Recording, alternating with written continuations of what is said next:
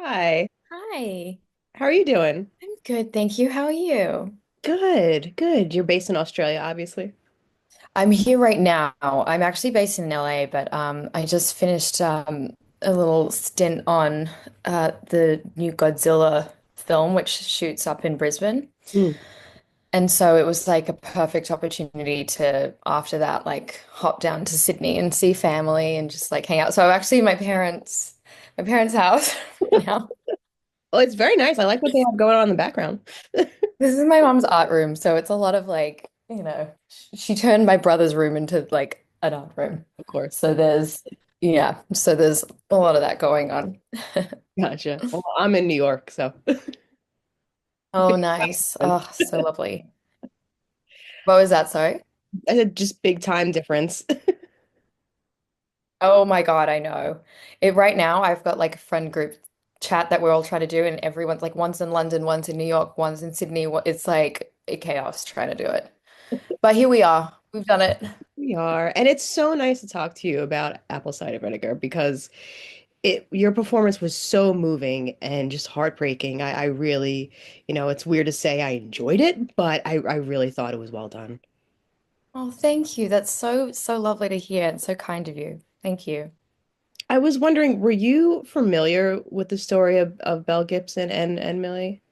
Yeah, I was. I mean, it was such a cultural, think, like touch point here in Australia. It was in that time of the rise of social media and the rise of that wellness influencer. And she really was, I mean, she was such an impressive person in that industry, despite like all the horrible things that she was claiming. But at the time, like she really was quite a trailblazer. And so we used to say how on the set how interesting it was that if she hadn't maybe gone along with a lot of the cancer stuff, the fact that she was able to create this amazing cookbook and like launch an app on the Apple Watch and be so young and successful, like she would have been a very impressive, successful person, but she just clearly also had an entire part of her personality doing a whole lot of things. So it was very in the media here, and I remember the moment. I was overseas at the time, but I remember when the 60-minute interview aired, and it was the pink sweater with the glossy lips and the pear. And I remember like when we were filming it, like going back and looking at it again, and just how extraordinary it was, because it's still like she cannot lie. She cannot tell the truth. It's extraordinary. But then I guess like Miller being a little bit of an amalgamation of a lot of the wellness influences, and that was like such a influential time for me. I was like 16 or 17, and I remember like that those early days of the wellness influencer, and it was so strangely imbued with the the beauty standards for women that were suddenly projected to young women, and at that time of social media where we hadn't quite gotten to the what we now know is quite a polished and airbrushed version of the social media influencer, but it was still without guardrails. And so I feel like it was a lot of these young women who were also like finding community, but also suddenly having a whole lot more influence and power. And I mean, I remember that like be early on, like definitely like absorbing a lot of that. And I think it was like I was really interested in joining this show also to kind of show that world, but also the way that we'd sort of broken down a lot of those barriers without any guardrails. Yeah, I mean, when I was watching it, I saw like the early logos of social media. I was like, wow, like I remember that. I remember when Hipstamatic got bought by Instagram. It's thematic. Whole thing. It was a whole thing. Yeah. And then I was in college at the time and we were watching like documentaries on what social media will do to children. And Yeah. here we are. So many problems with self-image. And everyone is Oh my like God. are on their face. It's insane. It's insane. And I remember a lot of like there was so many raw food accounts at that time, and it was sort of like raw food will heal you, but also it was this approach to health and wellness, but it also had this really sinister dark side of like young women, I think, having to feel a certain way about their bodies and their image. And so it's like I think Sam Strauss also did like quite a good job of like there is a thread of that in there, but obviously, with Miller, there's then a whole other side of taking health and wellness into your own hands. And it was so interesting filming this because it did give me a lot more, I think, compassion for people going through that because of how messy it is.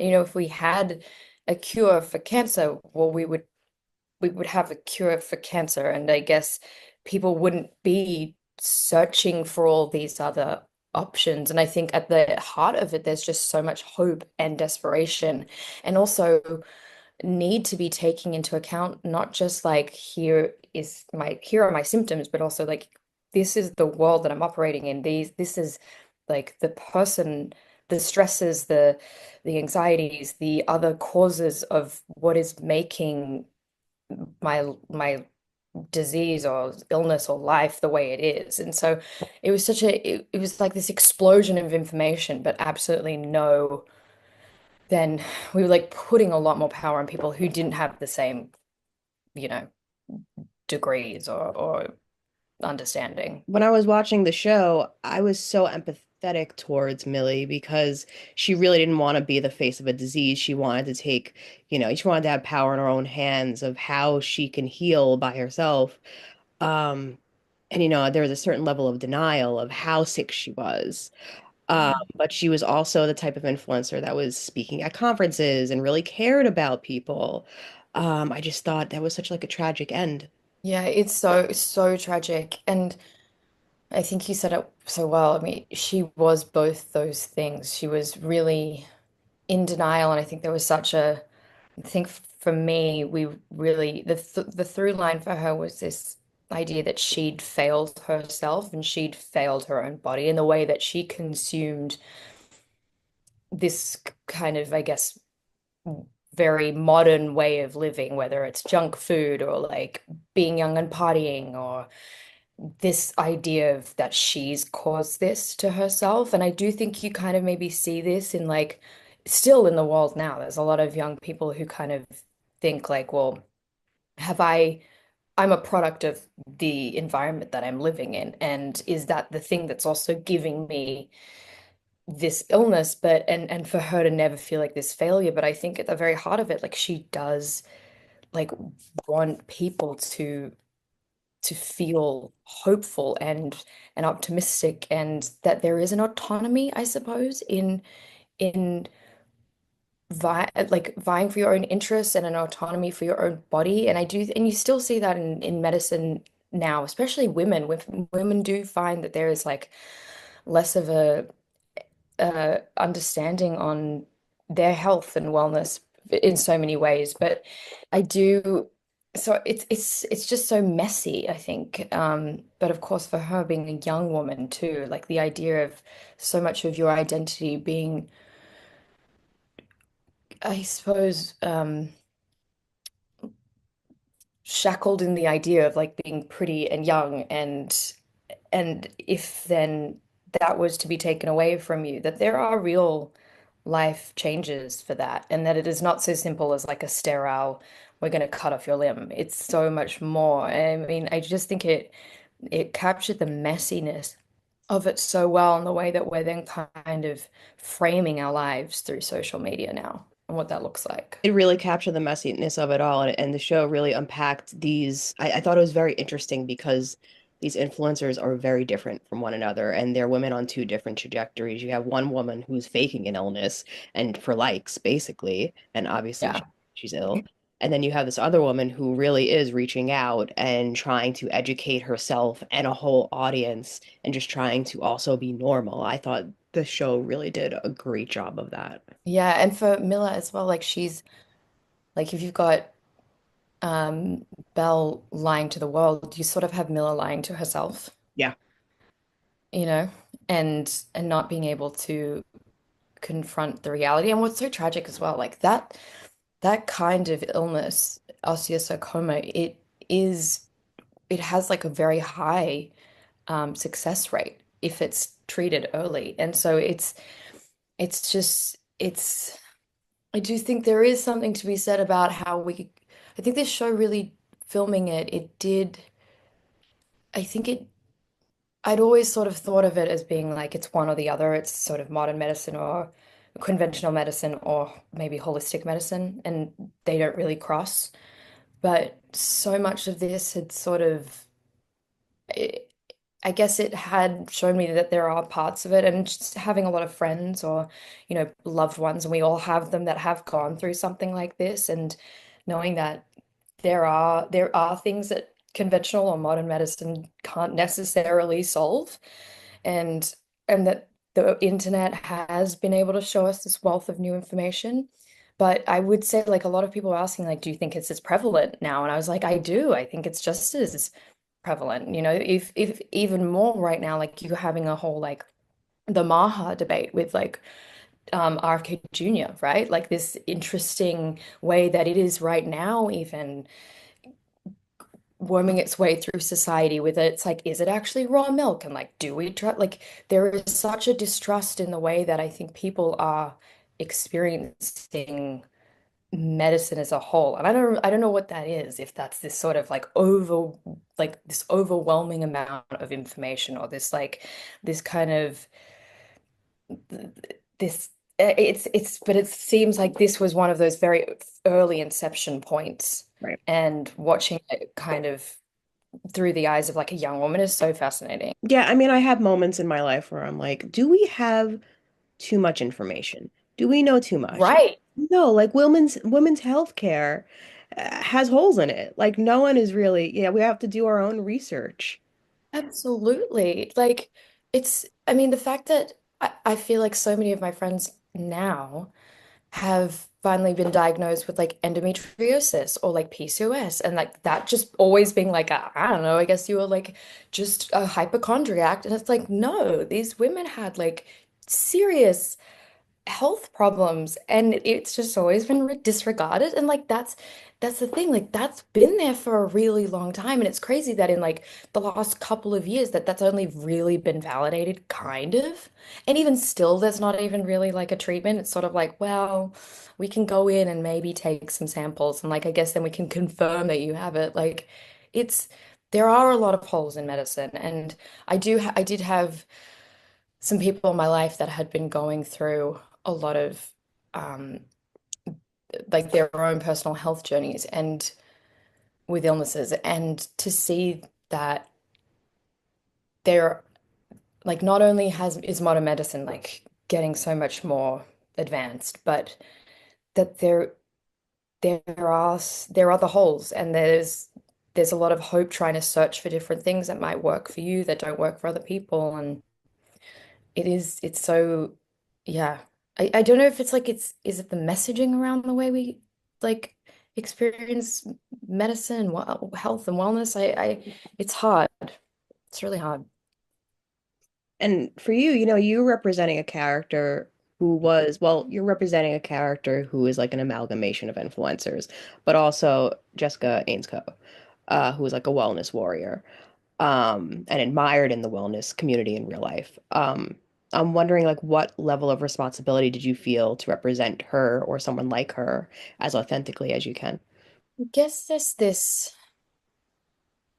She definitely was an amalgamation, because we also wanted to, have that character be able to go toe to toe with Belle in being able to like really bump her up. And um but I do think like again there were so many influences at that time that I was aware of, and I think there wasn't, in the way that there was a maliciousness to Belle, there wasn't necessarily the same maliciousness with these women. I do think there were a lot of very deeply entrenched and um, personal insecurities that were coming through.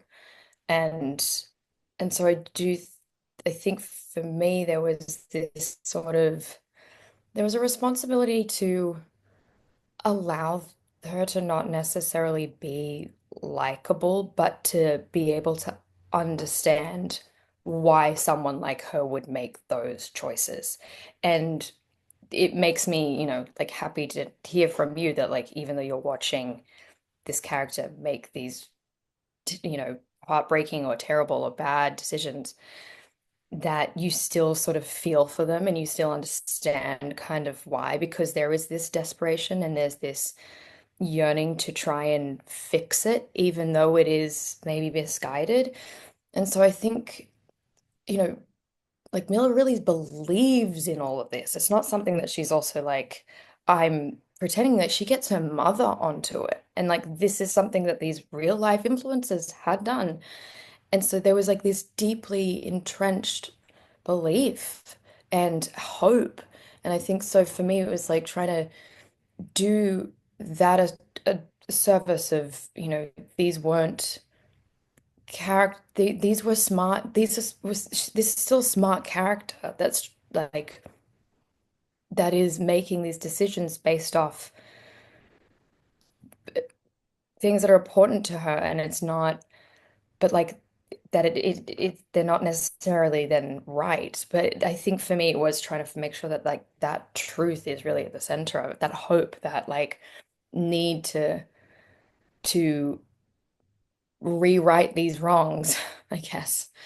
Um, that it's so funny because like also so many people I talk to as well, like I would run into people and they were like, yeah, that was like my dad, like got really sick and then would only drink tea from Peru. And so it's just like it's not that uncommon. And so I think it was really trying to understand the mentality of these young women who are battling, I guess, what their image in society looked like. And that sounds so vain and so surface level, but I think realizing that how unbelievably dominating that is for like young women, but also this this need and desire to like try and have control of their own body and their own choices, however misguided that may be. And these two characters, as we've been talking about, are so different. And I know you had limited scenes with Caitlin Dever, but I really enjoyed when your character was a part of her character's psychosis and like egging her on as she's stealing words and lines from your character's story. So I was wondering, how was it to share the screen with her? Oh my God, it was the best. It was the best. I mean, Caitlin's such an extraordinary actress, but um, she's also just a great friend of mine now. Um, and so it was really lovely, but it was also, I guess, fascinating to see how we do all now absorb this kind of language of the online zeitgeist. Like it is this sort of performative world that we subscribe to. And like we've all kind of changed our vernacular because of it. There are things that we say now that we didn't say before, where it's like talking to your own personal audience. It was like fascinating to see that kind of crossover, but also, yeah, the way that those two characters are egging each other on and just seeing how the rapid rise of and competitiveness and false, idea of what our lives look like being challenged with these two characters. It was great to work with her. It was a shame that it was only a few limited scenes too. So hopefully we'll get more in the future. Well, I feel like you will, considering Monsterverse Yes. is a thing. Yeah. Yeah. We have since. It's been really great. But yeah, with this project, you go into some really dark places. I'm as an actress. I mean, I just think of the scene where she's confronting her father about her illness, how bad and how accelerated it has gotten, and she's like unwrapping the bandages, and you see her ravaged arm. It's intense. How was filming that? It was awful.